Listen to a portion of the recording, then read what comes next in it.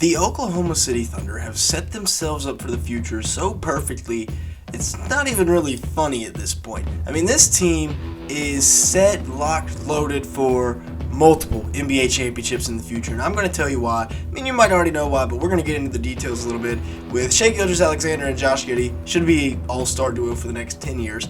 Lou Dort, Jalen Williams, Cason Wallace they just drafted. This team is loading up. Well, Josh Giddey might not even be the second best player on this team. Jalen Williams was probably the second best player on this team for the second half of last season, and they just keep getting better and better. They did it without their number 2 overall pick in last year's draft. They had another lottery pick this year. The theme of this video is going to be picks, so make sure you stick around until the end of the video. Also, make sure to hit the like button. Leave me a comment down below as it really puts out in the YouTube algorithm. Now, let's go ahead and get started. Well, first, go ahead and hit that subscribe button if you are not already subscribed. As you can see here, basically all of my watch time, basically all the people that watch my videos are not subscribed, so just hit that subscribe button. Trying to hit 10K by the time the season starts. Now let's go ahead and get started here. Looking at the future accumulation of draft picks that Sam Presti has gone out and put on a show to get. I mean, this is the most fun team to rebuild in 2K. Look at all those picks. Clippers, Houston, their own. The Jazz in 2024. In 2025, they have 4 more. Philadelphia, Miami, Houston, or the Clippers, and then their own. In 2026, they have their own, the Clippers, Houston.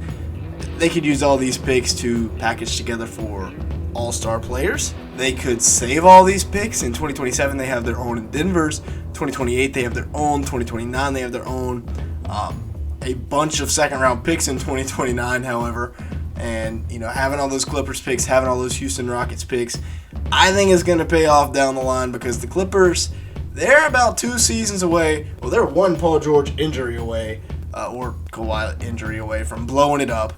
Yeah, I think those picks are going to be extremely valuable. And then let's just talk about what the Thunder are doing here.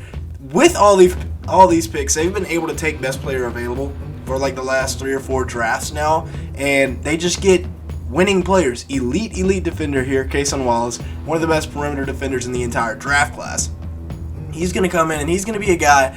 He can knock down the 3 ball. He's going to be coming off the bench, yes, but he is going to be a guy that should be a starting caliber point guard in this league, and is going to be a guy that, he can be one of, if not the best backup point guards in the NBA. He's really good in the pick and roll. We saw that at Kentucky.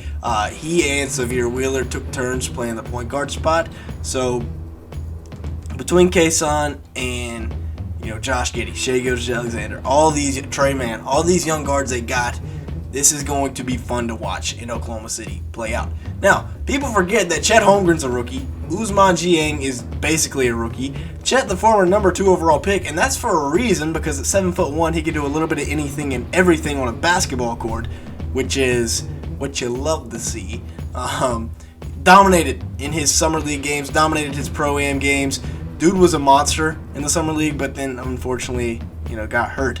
So you hate to see that happen, but I see an elite rookie season incoming for Chet Holmgren.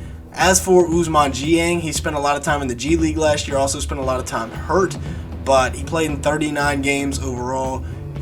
Probably half of that was just garbage time run, and then towards the end of the season, well, not really towards the end of the season because the Thunder were competitive last year and even made the play-in, which not many people thought, but like I said, Dieng really dealt with injuries last season. Now, let's talk about the superstar duo in Oklahoma City.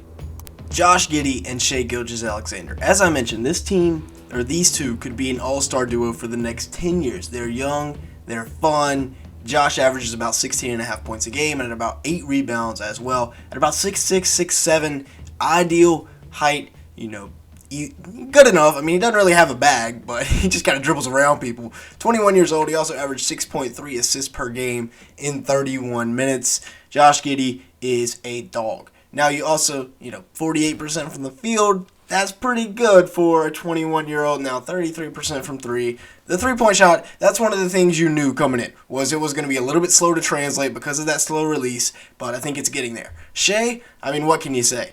Hey, that rhymed. 31.5 points a game, 5.5 rebounds. Dude is an absolute demon on the court right now for the Thunder. He's looking like he's going to be better than Paul George. if his career continues on the path that it's going right now. 51% from the field, 35% from three. Maybe the uninjury prone Paul George, it only took 3 or 4 years for him to arrive. 4.8 rebounds, 1.6 steals. So, yeah, he plays defense, too. Another guy that's like 6'6", 6'7", that the Thunder can roll out there with their starting unit. Now, the other difference makers, more winning players. Lu Dort, 13.5 points a game, 4.6 rebounds. I like him a lot. He's a monster for this Thunder team. Not really offensively, but defensively, he's one of the best perimeter defenders in the NBA. You see the efficiency is not there. Only 1 steal, but that doesn't really show how good he is as being that point of attack defender for this Thunder team. So Lu Dort, give him his flowers. 2.1 assists, 1 steal in 31 minutes. And then Jalen Williams, a guy that, in my opinion, could have won Rookie of the Year last year. Now, Paulo obviously had a great season, but Jalen Williams was arguably the second best player on a team that made the play-in race after winning like 20-some games the year before. 14.5 points a game, 4.5 rebounds. Dude was doing it. I would love to see his second half numbers. As a matter of fact, probably could have done some more research and found those. But 52% from the field, 36% from three. Jalen Williams is a monster. He's going to have a huge year this year for the Thunder. I was high on him. Thought the Thunder, 12, that was a good spot for him to go to the Thunder at 22 years old, although I thought he was more of a win-now player, so it didn't really make sense to me. But hey, the Thunder are winning now, and they just all across the roster, you got more and more guys. Let's talk about Poku and Isaiah Joe.